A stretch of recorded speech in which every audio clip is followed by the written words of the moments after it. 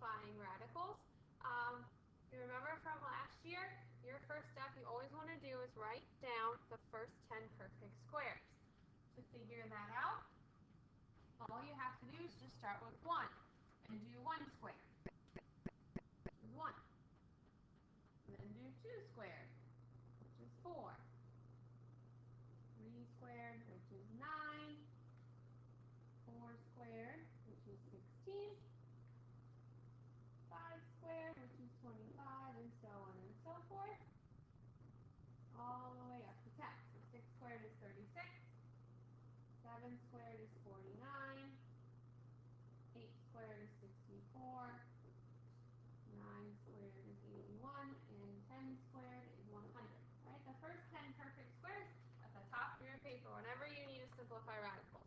If you can't remember what the top 10 perfect squares are, you just literally do 1 squared, 2 squared, 3 squared, 4 squared, 5 squared, 1 through 10.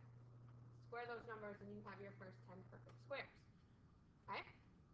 Well, we're going to use these to simplify radicals. Again, I'm going to rewrite them so we can see them on our top of our paper.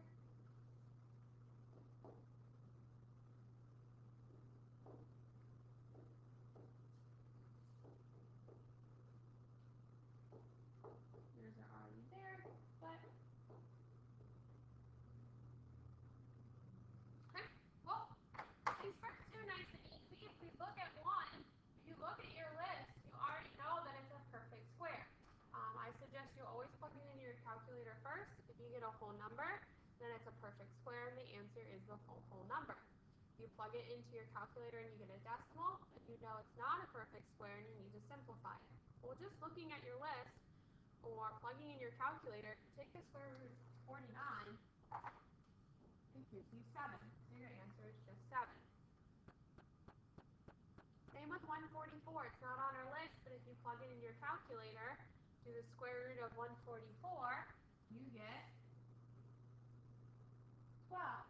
If you're not sure how to do the square root in your calculator, if you have a graphing calculator, you just hit the blue second button, then x squared, and that's how you get your radical. Scientific calculators vary, but you're going to do something similar. Well, if you look at the next set, and I'm going to copy these guys over.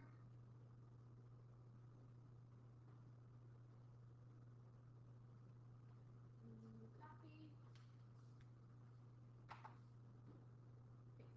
Okay. So we have our list of perfect squares. These are already written on the top of your paper again. So here, you plug that into your calculator to do the square root of 27. It gives you a decimal. So that means we have to simplify. So think back to algebra 1. When simplifying, you're going to give the perfect square that goes into it and the non-perfect square comes home. So you look at your list and you have to figure out the largest perfect square that can go into 27.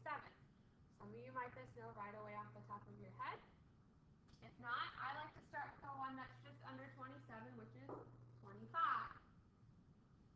Can 25 divide into 27? Nope. So try 16. Can 16 divide into 27? Nope. Go to 9. 9 can divide into 27, so that's our largest perfect square. And 9 can divide into 27 3 times, so that's going to go in the other square root. Now you can simplify. Square root of 9 is 3. Can't take the square root of 3, so that just drops down. You are done.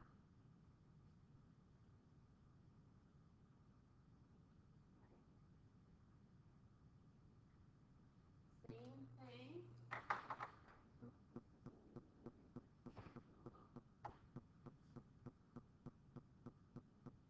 Same thing with the last one. Sorry, I gotta.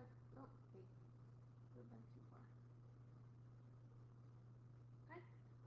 Same thing with the next one. We have our list of perfect squares. You do the square root of 80 in your calculator. It gives you a decimal, and we need to simplify. Give them their own homes. We look at our list. Again, if you can't think of it off the top of your head, start with the one that's just underneath it. 64. 64 cannot divide into 80, so we move on to 49. 49 cannot divide into 80. We try 36. 36 can't, 25 can't, but when we get to 16, 16 can divide into 80, and it can divide into it 5 times. Square root of 16 is 4. Can't take the square root of 5, so we just drop that down. Done. As you get better at these, you recognize them more quickly. Some of you maybe thought 4. Well, if you thought 4 was the largest perfect square, you would have gotten 20. Well, we can break down 20 as well. 4 and 5. So you have to be careful. That's why we want the largest. Sometimes there's more than one perfect square that can go into a radical, so make sure it's the largest when you are done.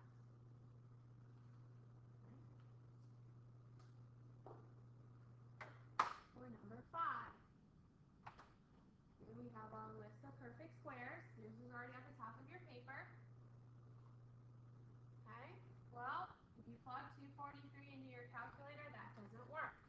You get a decimal. So the largest one just under it is 100. You look at 100, 100 doesn't work. But when you go to the next one, 81, 81 divides into 243, and it divides into 243 3 times. Square root of 81 is 9. Can't take the square root of 3. So there you go.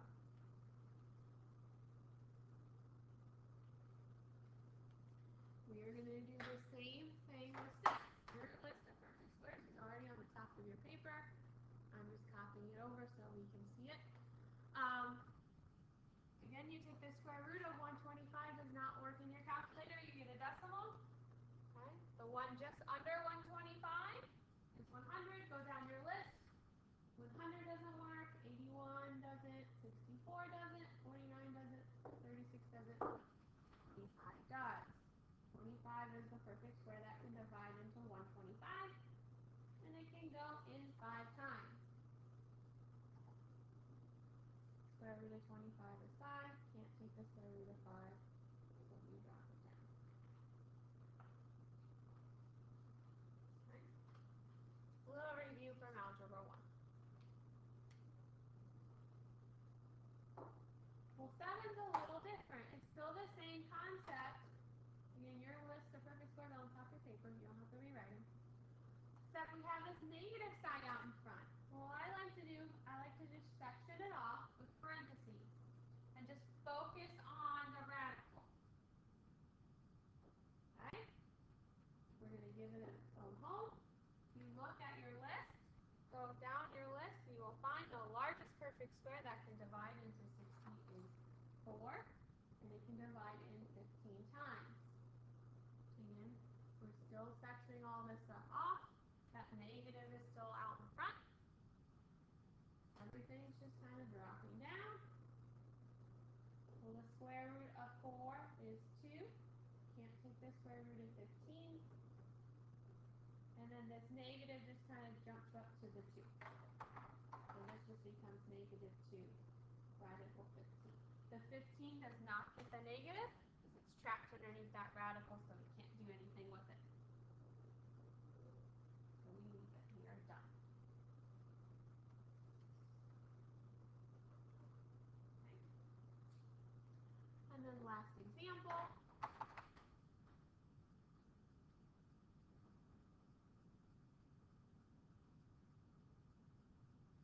Same thing, except the negative sign. We have a number. We're just going to section it off with a parenthesis.